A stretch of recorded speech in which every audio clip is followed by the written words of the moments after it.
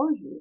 Aujourd'hui, je vais vous présenter le chapitre 3 concernant les matrices associées et les déterminants. Dans un premier temps, on va parler des matrices, tout en considérant le corps K des réels ou de C. Définition, c'est quoi une matrice? Une matrice de type Mn à coefficient dans K est un tableau rectangulaire à n lignes et n colonnes d'éléments dans K.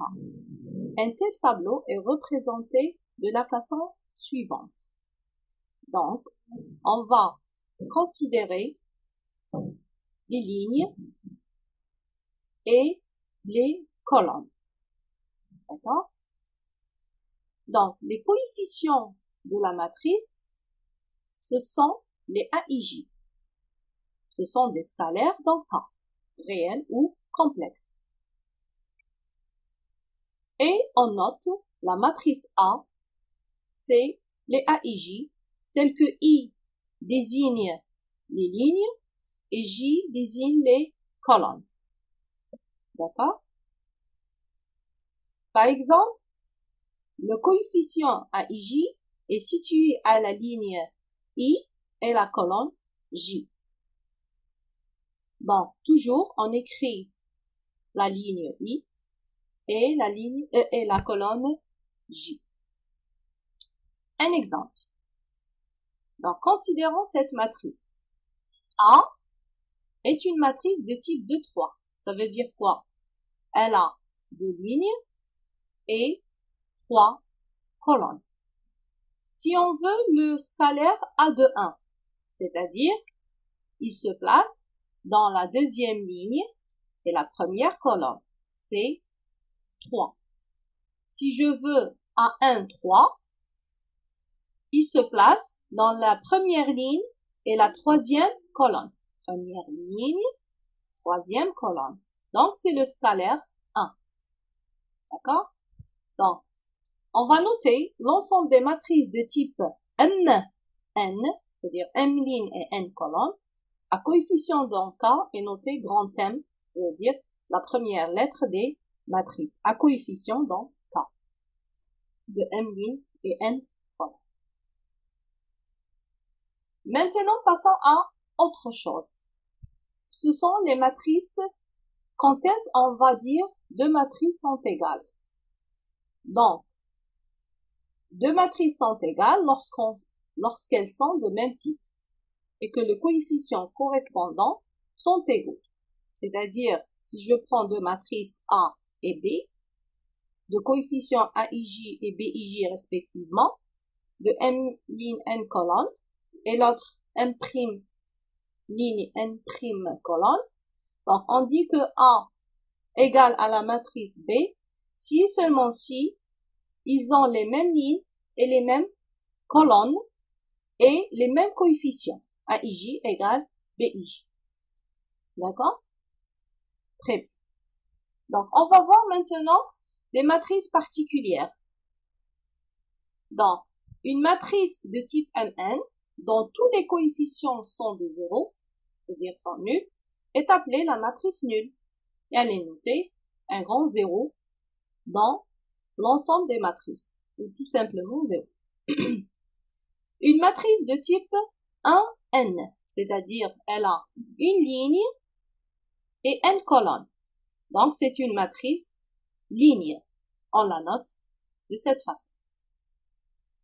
Une matrice de type m ligne, une seule colonne, c'est-à-dire elle est représentée de la façon suivante.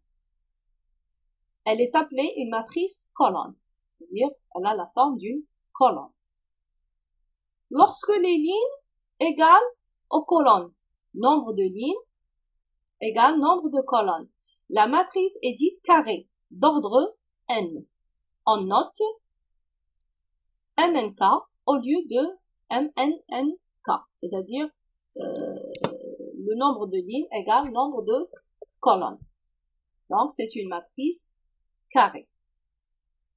Les éléments A11, A22, ANN, c'est-à-dire les AII, lorsque I varie de 1 jusqu'à n, forme la diagonale principale de la matrice A. Et lorsque les coefficients A et J sont nuls, c'est-à-dire les autres coefficients à part la diagonale, c'est-à-dire les coefficients A et J à part la diagonale, sont nuls, est appelé dans ce cas à une matrice diagonale. Et si les éléments diagonaux égale à 1, on dira que la matrice unité ou bien la matrice identité, elle est représentée par IN. Donc celle-là, c'est une matrice diagonale et unité, c'est-à-dire on a la diagonale égale à 1 et les autres A et J, I différents de J sont des 0. Un autre type de matrice, c'est les matrices triangulaires.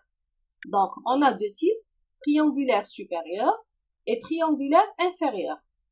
Donc, une matrice triangulaire supérieure, c'est-à-dire, dans la matrice, on forme un triangle et parfois les éléments A et J sont nuls ou I supérieur à J, ou bien les A et J sont nuls lorsque I inférieur strictement à J.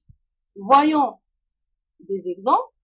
Par exemple, la matrice A.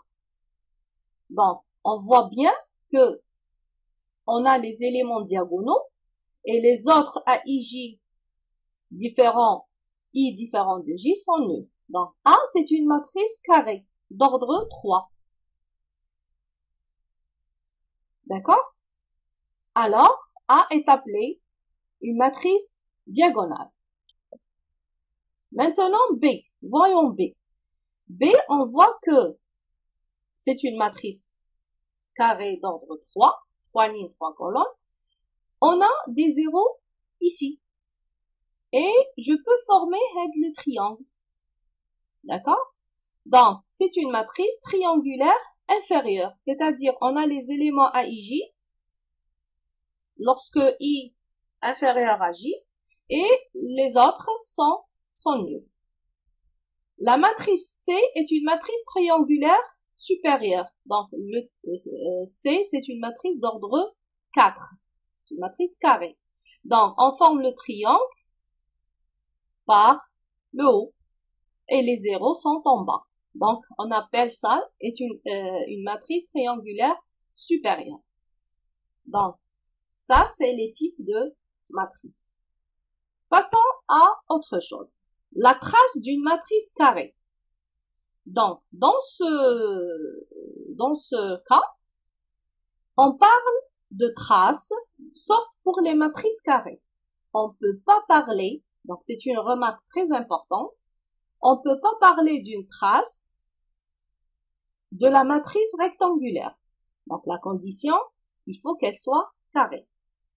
Donc, c'est quoi la trace? C'est tout simplement la somme des éléments diagonaux. D'accord? Donc, je prends une matrice d'ordre 1. La trace, on note TRA. La somme de la diagonale principale, c'est la somme des A et I. Exemple, si je veux la trace de cette matrice, c'est quoi? C'est les éléments diagonaux, c'est 1 et 3. 1 plus 3 égale à 4. Donc, c'est des réels, bien des complexes. Passons à la deuxième partie. C'est quoi?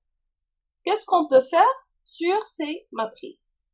Donc, on va faire, évidemment, des opérations. Des opérations comme la somme, la multiplication par le scalaire, et on va par la suite. On va voir par la suite. Donc, si je prends deux matrices de même type, donc non, ici, on va, c'est-à-dire faire la somme de deux matrices de même type. On peut pas faire la somme de deux matrices différentes. D'accord? Ça, c'est essentiel. Donc, c'est quoi la somme de deux matrices de même type? Ce n'est que la somme de ses coefficients situés dans les mêmes positions. D'accord? Par exemple, si je prends cet exemple, A et B sont deux matrices de 2 carrés. Donc, A plus B, c'est quoi? C'est-à-dire, je vais faire la somme de 3 plus 1. Je ne peux pas faire la somme de 3 plus, par exemple, moins 2. Je fais la somme des scalaires de même position. Très bien.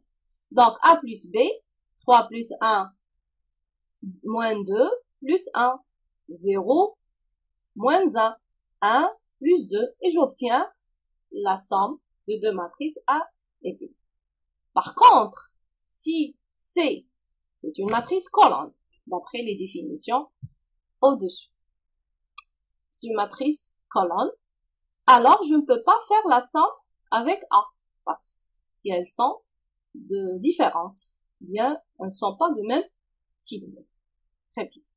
Je peux faire aussi une opération, du produit d'une matrice par un scalaire. Le produit d'une matrice A, Mn, c'est-à-dire M' colonne, par un scalaire alpha dans K, et la matrice notée alpha A, de type, donc elle reste toujours de même type, définie par.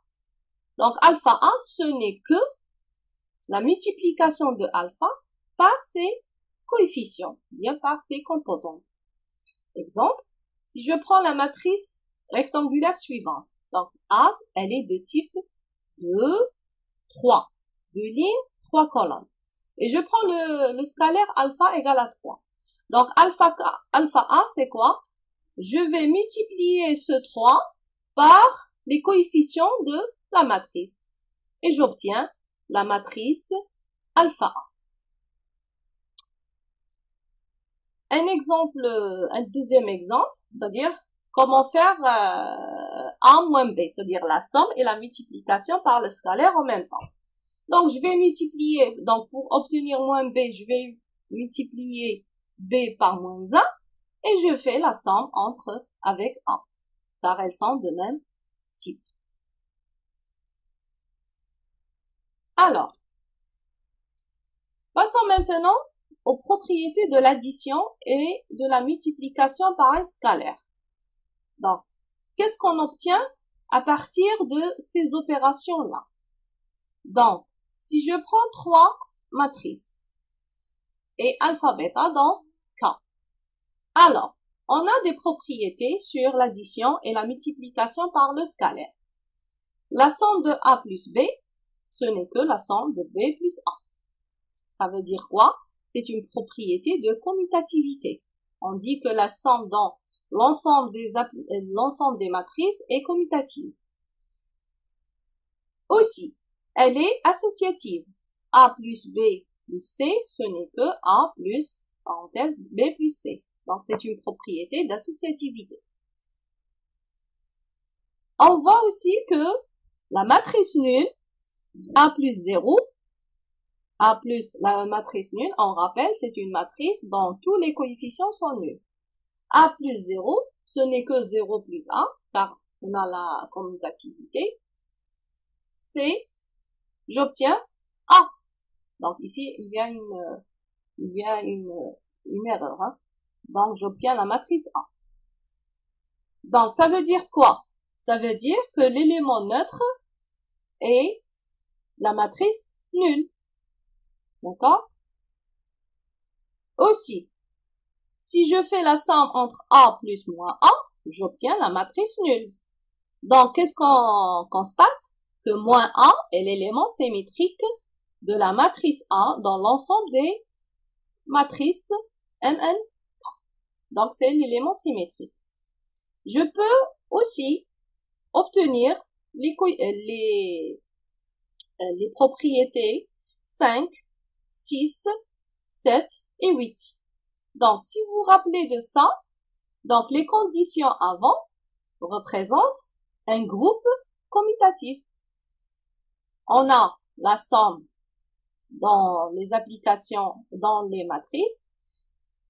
On a la commutativité, on a l'élément neuf et l'élément symétrique. C'est-à-dire, M, K forment un groupe commutatif. Et les propriétés 5, 6, 7 et 8, on rappelle, ce sont les propriétés d'un espace vectoriel. D'accord? Donc, on constate que on peut, c'est-à-dire arriver au but suivant. D'accord? C'est le théorème suivant. Alors, pardon. Je continue. Donc, dans ce cas, on va obtenir, ou bien on va conclure que l'ensemble des matrices MNK munies de l'addition et la multiplication par un scalaire, c'est un K-espace vectoriel. Et on a le théorème suivant. Donc, je vais considérer dans MNK les matrices EIJ. Ce sont définies par la chose suivante. EIJ, c'est-à-dire dans la position ligne I et colonne J, on a le 1. Donc, tous les coefficients sont tous nuls, sauf le coefficient situé à la ligne I et la colonne J, vaut 1. Alors, la famille EIJ forme une base de MNK et on a la dimension de MNK, c'est M3N. Les EIJ sont appelées bases canoniques de MNK. Donc, c'est-à-dire, puisqu'on a un espace vectoriel, c'est-à-dire, on peut parler de sa base, Par exemple, la base canonique de M de R, les matrices d'ordre 2. Ce sont, donc, la dimension de M de R, c'est quoi? D'après ce qui précède, c'est la multiplication de la ligne par la colonne. Donc, puisque c'est une matrice carrée, c'est 2 fois 2 égale à 4. Donc, la dimension, c'est le cardinal de la base. Et la base, les éléments de la base, ce sont des matrices représentées par les EIJ. Donc, là, on a 4 éléments de la base. Ce sont les E11, E12, E21, E22. Donc, qu'est-ce qu'on a dit? Les EIJ, ce sont les 1 dans la position I, J. Donc, la base ici, E11, j'obtiens ici le 1. La position N2, première ligne, deuxième colonne, c'est 1. Et de la même façon pour la suite. Donc, ça forme une base canonique de M2R. Donc, ça, c'est-à-dire, on a arrivé au but. Conclusion, c'est quoi? L'ensemble des matrices MNK est un K-espace vectoriel de dimension M croix. Passons maintenant au produit de deux matrices. Quand est-ce qu'on peut faire le produit de deux matrices? Donc, le produit AB de deux matrices A et B est défini si seulement si le nombre de colonnes de A est égal au nombre de lignes de B. Ça, c'est une condition nécessaire. Je répète, le produit AB de deux matrices A et B est défini si seulement si on a une équivalence, le nombre de colonnes de la première matrice, égale au nombre de lignes de la deuxième matrice. Si j'ai pas cette condition, je peux pas faire le produit. D'accord? Donc, ici, donc, la matrice produit, elle est représentée par les coefficients C et J donnés par cette formule. Donc, voyons un exemple, tout simplement. Si j'ai A, elle est de type 2, 3, 2 lignes, 3 colonnes. Et B, c'est 2, 3 lignes, 2 colonnes. Est-ce que je peux faire la somme? La somme ici, A croix B? Oui, parce que le nombre de colonnes, ici, le nombre de colonnes de la première matrice, c'est 3, égal au nombre de lignes de la deuxième matrice. Donc ici, je peux faire le produit. Donc le produit, c'est quoi? C'est A11 croix B11 plus A1, c'est-à-dire je vais multiplier cette ligne par cette colonne et faire la somme entre les coefficients. Donc, je vais multiplier A11 fois B11 plus A12 fois B21 plus A13 fois B31. Et j'obtiens le coefficient de la matrice A, B, C11. Ça, c'est C1. Si je veux C12, C21, C21, je vais multiplier cette ligne par cette colonne. C21. Cette ligne, c'est-à-dire c'est A21 fois B11 plus A22 fois B21 plus A23 fois B31. Et de la même façon, on continue les autres coefficients. Si je veux par exemple ça c'est quoi? Ça c'est C1, 2. C1, 2, c'est la première ligne par la deuxième colonne. C1, 2, ça, je vais multiplier ces coefficients-là par cette colonne. D'accord? Et on obtient les coefficients. Par exemple, un exemple. Considérons les trois matrices suivantes. A, c'est une matrice 3, 2. B, c'est une matrice 2, 3. C, c'est une matrice carrée d'ordre 2. Calculez AB, BA et C. Donc, le produit de matrice n'est pas commutatif. Donc, on a essayé de faire les calculs. Remarque, le produit de matrice n'est pas commutatif en général. Ça veut dire quoi? AB n'est pas toujours égal à BA. Si je calcule AB, donc A et B, ce sont de même type. Donc, on craint rien. Le nombre de colonnes de la première matrice égale au nombre de lignes de la deuxième matrice. AB, c'est le produit de deux matrices. Et BA,